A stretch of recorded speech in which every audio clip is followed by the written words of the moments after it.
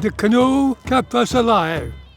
They can go up the rapids or come down the rapids, come back with venison, berries, everything. They have larger canoes where they can spread it all around. The canoe was their true livelihood. They used the canoe to carry cedar logs from one point to the other. They would even hunt deer and carry the deer meat across to the families on the other side of the lakes. To me, when the canoe is coming back to the lake, it's coming back to its place of ownership, to Lake Coeur d'Alene, where I belong. It's on our waters. We should prepare ourselves to protect it always for the environment. And the lake really was a habitat for important foods for the tribe, in particular water potatoes. Water potatoes were really, really special to the tribe and still remain special to the tribe today. When it gets to be winter, they can come down the lake, they can survive the winter. The lake always gives them something to live on. There are places, around Coeur d'Alene, up at around Fernand Lake. That was their main headquarters now. That's where all the sub-chiefs, when there's something comes up, they go there for the council. That was their way to the mountains. That was their way to the buffalo. That was their way to the deer, and their way to the plants, etc. It was the heart of them. They really loved that lake, and they had a special connection to it, not only physically but spiritually. Catholic missionaries and others the trappers started coming in here in the 1850s. In 1867, the United States government created a reservation out of the tribe's Aboriginal territory. The tribe instantly rejected that initial reservation because it didn't include Coeur d'Alene Lake. They subsequently negotiated as equal partners with the United States government, and each time they always protected the lake and made sure the lake was a part of that reservation. There were three executive orders that were made, or at least three negotiations that were made, and every one of them had the lake involved in there, and they were cut. There was a line drawn every time, and it was because of the political influence of the towns that had sprung up there and homesteaders that came in at that time. Back in the day, it was all about greed. It was all about extraction. It was all about mining for precious metals. At the time, it was silver. They're having trouble getting up into the mining territory, up into the Silver Valley, because of the mountainous territory. The only access really is up the waterways. The United States wants to renegotiate. So what they're wanting here is to remove this from the reservation and gain access to the waterways so they can move materials up into the mining territories. And it wasn't until later on that the tribe was actually forcefully removed from the shores of the waters. They located all the tribal members on the west side of the reservation in the uplands away from the water. So it was a devastating time for them. Over the decades, we used to visit Coeur d'Alene River on a regular basis, gathering water potatoes, swimming in the rivers. And there was a day and a time when our people noticed that the river turned white. The way Felix tells the story, he always says, my uncle went up there and he saw that the river turned white. And from that point on, he always used to say, oh, they're trying to turn us into white people. We became aware of the pollutants that were entering the lake because of the mining activities that had been going on. And of course, we were worried about the effect of native plants and the fish on our peoples. In walking around the marshes, they would hear the death cries of the wild animals and find the carcasses. And they concluded there was something wrong with the water. We didn't have any data or statistics to go on. All we had were the 5 senses. And we did have a tribe member more recently go up and dig water potatoes, but ended up getting sick with a little bit of lead poisoning. This is one of the most polluted drainages in the entire basin.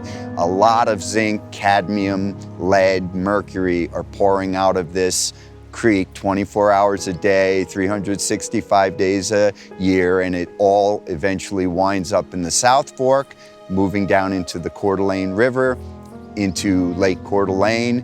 It's kind of tucked away in the upper drainage where probably most people in Coeur d'Alene have no idea that this is even existing up here. I remember just herding to the core, going up and seeing the mining tailings piles and looking at what had happened. Anytime it's stirred up, it's going to be hard for our fish peoples, the animals that live around it, and the entire ecosystem in itself. Everything's connected, as we say, so it's all impacted. Well, for me, it really is just bringing things into balance. Seems like to me when nature's in balance, that's a reflection upon us. Because right now we're polluting so many things, that's a direct correlation to what's in our hearts and what's in our minds.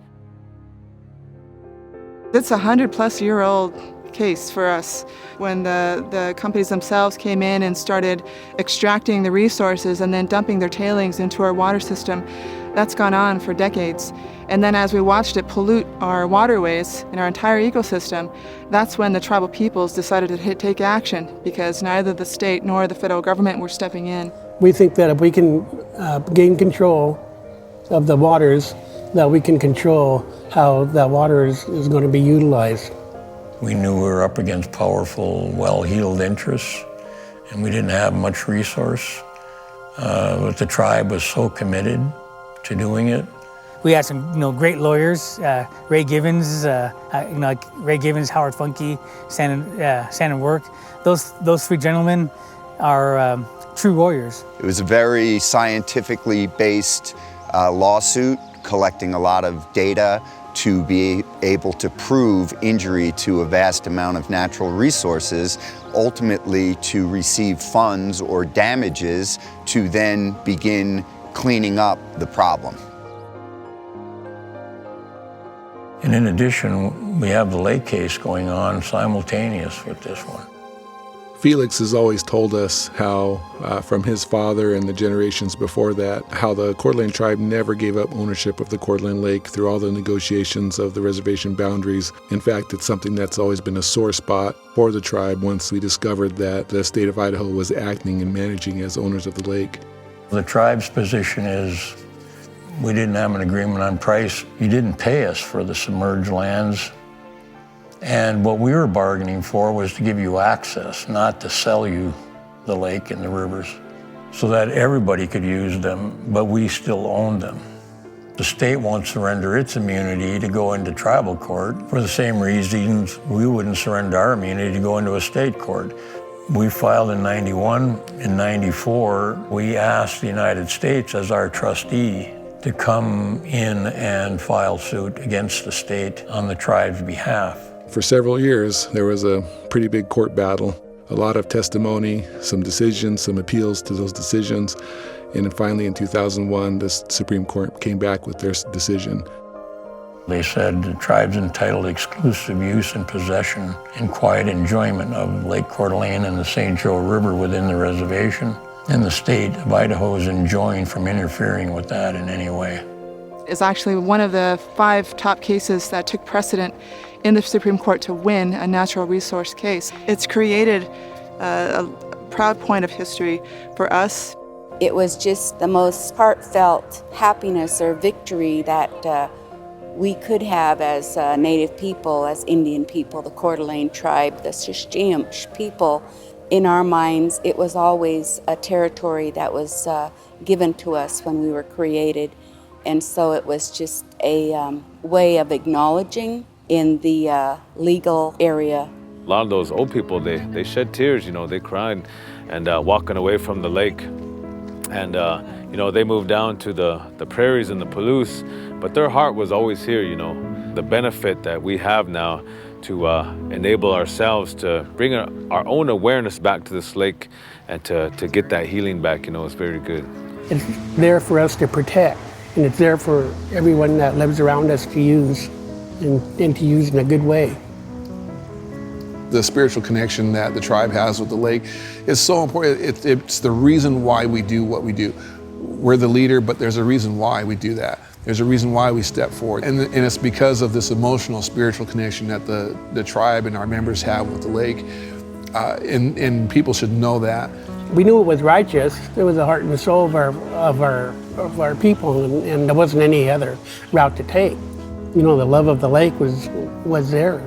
That was our home. The water itself still needs to be cleaned, and that will take many more years to do so. It's a constant battle, you know. You're not going to clean it up overnight. As Henry Sijon, one of the dear elders who's passed on, said, it took 100 years to pollute this basin. It's going to take 100 years to clean up this basin. Truly, it's going to take billions and billions of dollars to clean up this mess. Work together with these agencies, work together with state, work together with different leaders in the community. I'd rather us to be like this instead of like this. We certainly want to start working in protecting that lake. If there's work to do out there, then let's do it. Just, you know, we're messing around with little pockets here and there. Let's attack that lake and start working on it. The main thing for now is to raise awareness and basically to bring the community in and get everybody involved.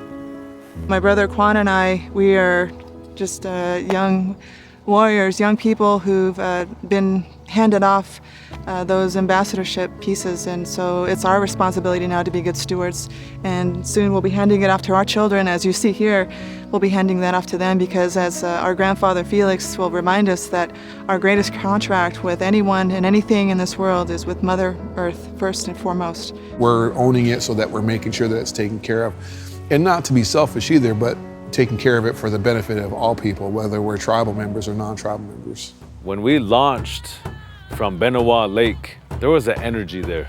There was a certain energy there amongst the old folks, the leaders, the children, and we all gathered and we had our prayer, we had our blessing, and they launched off. And my son was in there and he launched off, and boy, you know, I told him over and over, I said, son, I was so proud of you going on that lake and doing that. And if you look down 20, 30, 40 years, that's going to be a historic moment. Yeah, to me, it's a spiritual healing. You know, we've gone through, again, so much with the boarding schools, with termination era relocating of our people into the broader community of the U.S. Now it's just time for us to get back to ourselves. And as Grandpa Felix would say, you know, connecting back to our land and reinvigorating that spiritual connection that we've always had. And for us as a people, it's a way to put ourselves back together and to realign with Mother Earth and be whole again. We were the ones that had to go out and find somebody who knew how to make a canoe, because we didn't have, we've lost that. We had lost that because they removed us from the lake. When we did the very first blessing down at Camp Larson, and our young people, they, you know, sang an honor song. And when that canoe touched the water, I felt our ancestors. I felt them welcoming us home.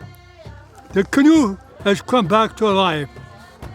It's bringing us all back to life. We're here together. I always said, the eagle belongs up there. He knows what's going on all over. But the canoe, he's the boss of the lake. It feels like we've been lost for a long time as Indian people, and we're now finding the roots of our own people so that we can feel proud and feel that pride within us. Let's bring back some of these canoes that we utilize on this lake.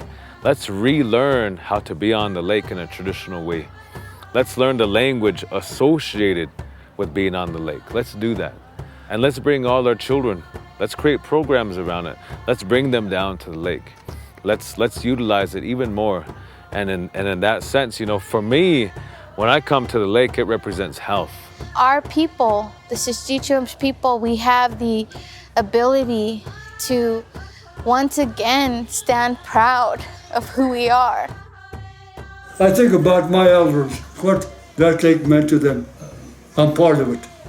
Always been part of it.